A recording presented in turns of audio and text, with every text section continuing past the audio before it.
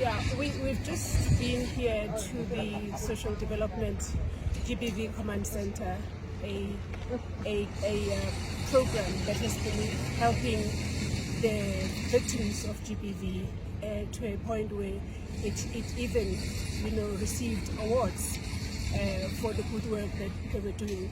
So after the recent reports that there was a problem with that, to an extent where the GBV victims were not getting the service that they were getting, we then decided to come through and see for ourselves.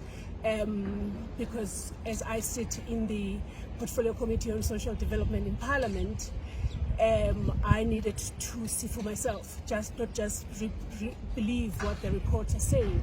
So when we got in here, we just saw that there is a structure that seems to be equipped to do the work, but there are no people.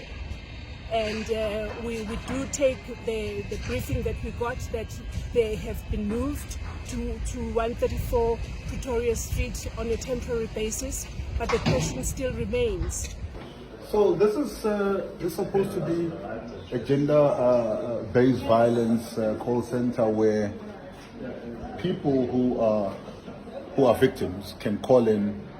Initially, how it was initiated was that these people could call in, and immediately when you call in, you could be geolocated because of your cell phone will then tell you exactly where you are. And these people will know exactly where you are. They could link it directly to the police. They could link it to a social worker who's close by.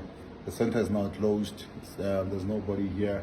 We now need to find answers. In the 16 days of activism that we spoke about, and I spoke about this before, to then say it wouldn't help us to always have parties and to have stretched marquees and giving people t-shirts and coming up with slogans if the real work on the ground cannot happen. And here we are.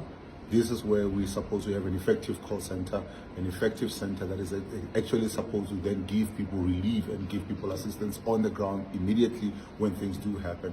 But it is closed down. We're told that this is on a temporary basis, but the question that still needs to be answered is this: what has happened to the effectiveness of using a partner that could allocate people exactly where they are, and make sure that the police are able to be dispatched, the social workers are able to be dispatched at that point in time. This is something that now has gone with this call center, and hopefully we'll get answers to that. But we're not going to give up on fighting for those that cannot fight for themselves.